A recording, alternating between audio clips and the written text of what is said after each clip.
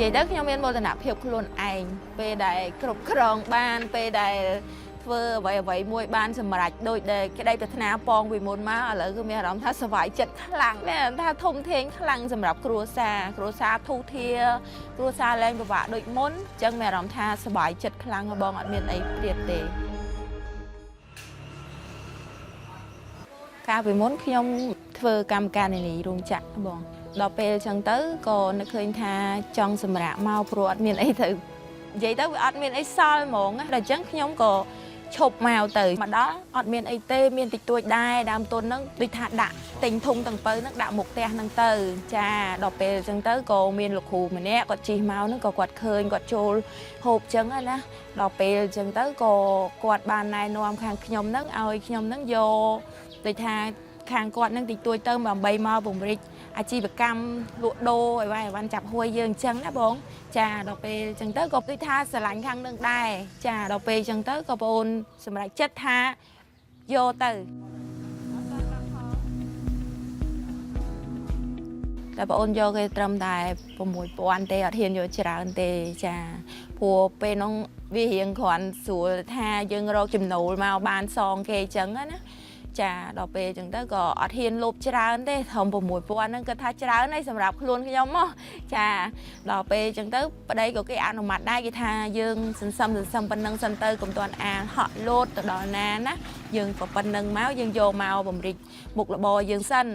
យើងយកមកដាក់ធ្វើអ្វីមួយឲ្យបានគោលដៅអ្វីមួយសិនណាបើសិនជាអស់អាហ្នឹងយើងបានសល់តិចតួចយើងអាចកម្ចីគេតិចតួចយកមកថែមទៀតក៏បានដែរព្រោះយើងយកមកត្រូវមុខយើងយកមកចំដូចថាយកលុយគេមកអត់ប្រវ៉ែទៅខាងនេះអត់ប្រវ៉ែទៅខាងនោះយើងដឹងតែយកមកបំរុងថាយើងដឹងថាលក់ដូរតែមួយមុខគត់អញ្ចឹងវាអត់មានអាចបាត់ទៅណាបានទេ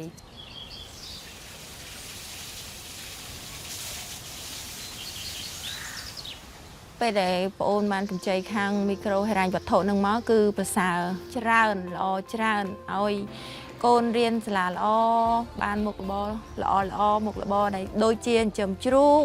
ដូចជាលក់អីវ៉ាន់ចាប់ហួយដូចជាលក់អ្វីផ្សេងទៀតច្រើនពេលមុនគាត់ថាអត់មានអីទេតែឥឡូវនេះគឺបានច្រើនជីវិតបងអូនដូចនិយាយទៅដូចដដែលមកជាងមុនពេលមុនគាត់ថាពិបាកខ្លាំងហ្មងពិបាកខ្លាំងមែនតើពេលដែលបានកម្ចីខាងពីហិរញ្ញវត្ថុនឹងមកគឺនិយាយទៅប្រសើរហ្មង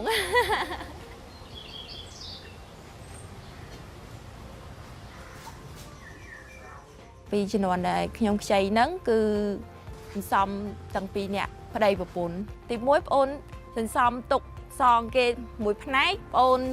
សន្សំទុកទិញអ្វីមួយផ្នែកអញ្ចឹងបានទៅរួចបើសិនជាអត់ទេចេះតែទៅពីទៅពីខ្ញុំគិតថាយកលុយគេមកហ្នឹងគឺចប់ហើយអត់ត្រូវដូចថាត្រូវចំណុចដែលយកយើងខ្ចីរបស់គេមកហ្នឹងណាអញ្ចឹងយើងត្រូវតែធ្វើម៉េចមកចំណុចឲ្យសល់ទុកឲ្យគេវិញមកចំណុចឲ្យសល់ទុកសម្រាប់បញ្ចូលអីវ៉ាន់យើងថែមអញ្ចឹងណាបងនិយាយរួមទៅបើសិនជាចង់ឲ្យយើងឈ្មោះយើងល្អទៅមុខយើងកម្ចីលុយគេមកហ្នឹងយើងត្រូវតែធ្វើម៉េចឲ្យទៀងទាត់របស់គេវិញសាច់ប្រាក់ចាឲ្យទៀងទាត់ឲ្យត្រូវថ្ងៃរបស់គេដែលគេកំណត់យើងបាននិយាយទៅយើងបានទទួលកិច្ចសន្យាពីគេអញ្ចឹងយើងត្រូវតែទៀងទាត់ឲ្យគេ